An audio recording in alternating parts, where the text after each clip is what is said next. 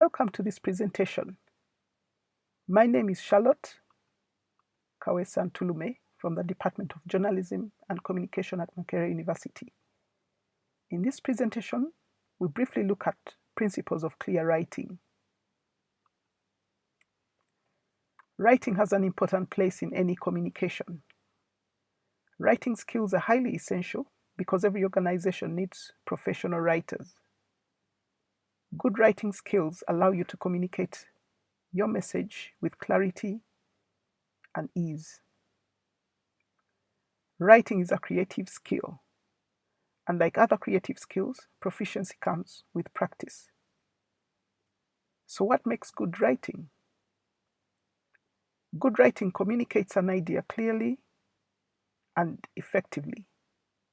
We know that it takes having something to say and clear thinking. Secondly, good writing is elegant and uses good style.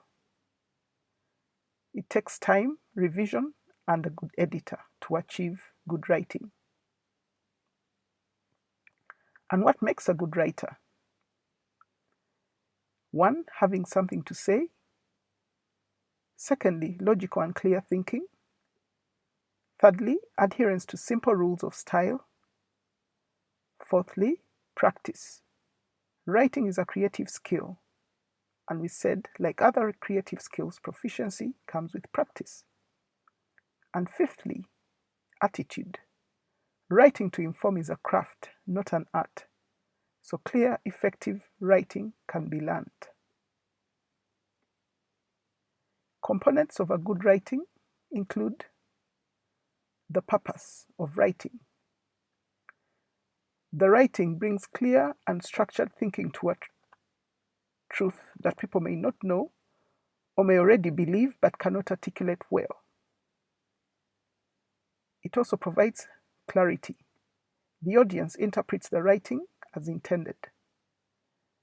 Coherence. The writing clearly and logically connects ideas to create a unified argument of thought. The writing minimizes logic gaps that the audience may perceive. And finally, one component of good writing is style. The way the writer writes is engaging. The writing contains many of the marks of good writing. For example, readability, syntactical fluency, that is varying sentence structure, there is cohesion, useful anecdotes, effective vocabulary, accurate grammar, and so on. It's important to think before writing. Clear writing starts with clear thinking.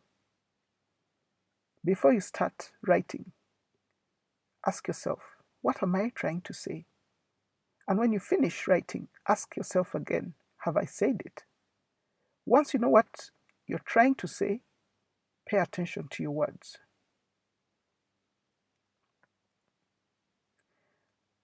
We'll talk about 10 principles of clear writing. And simply, they are: number 1, keep sentences short. 2, prefer the simple to the complex. 3, prefer the familiar word. 4, avoid unnecessary words. 5, put action into your verbs. 6, write the way you talk. 7, use terms that your reader can picture. 8, time with your reader's experience. 9, make full use of variety. And 10, write to express, not to impress. Keeping sentences short. Changing the length of sentence creates variety and enhances readability. Reduce deadweight words and phrases. Learn to part with your words. Ask yourself, is this word or phrase necessary? Most of the time, you'll find you don't need it. So get rid of jargon and repetition as well. Prefer the simple to the complex. It's best to mix simple sentences with complex ones. A simple sentence only has one independent clause.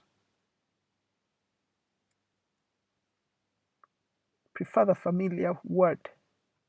Use shorter, easier words that most readers are familiar with.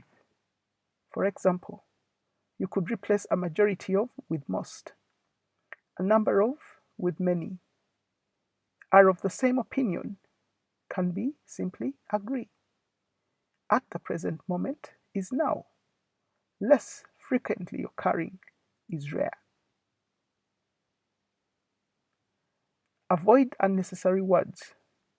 Words like very, really, quite, basically, generally. Adjectives and adverbs added to sentences can be avoided without removing value to the communication.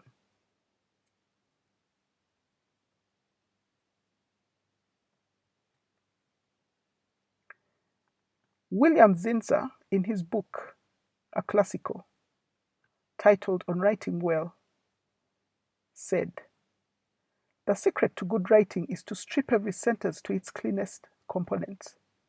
Every word that serves no function, every long word that could be a short word, every adverb that carries the same meaning that's already in the verb, every passive construction that leaves the reader unsure of who is doing what. These are the 1,001 adulterants that weaken the strength of a sentence, and they usually occur in proportion to the education and rank." Put actions into your verbs. Active verbs and active voice hold the reader's attention. It follows a clear subject, verb, object, construct, and is easy to read. Sentences written in the active voice flow better and are easier to understand. Next, write the way you talk. We normally don't speak with jargon and complex words, so why use them in writing? Why consult a dictionary to get complex words?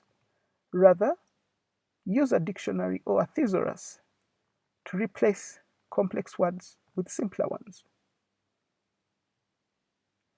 Use terms that your reader can picture. Avoid terminologies that are not common usage. Being situated in a community helps in this respect. Next is to tie in with your reader's experiences. Context is important, but also people want to relate with the story subjects. Number 9, make full use of variety. Use different features, writing styles, and so on to make your writing interesting.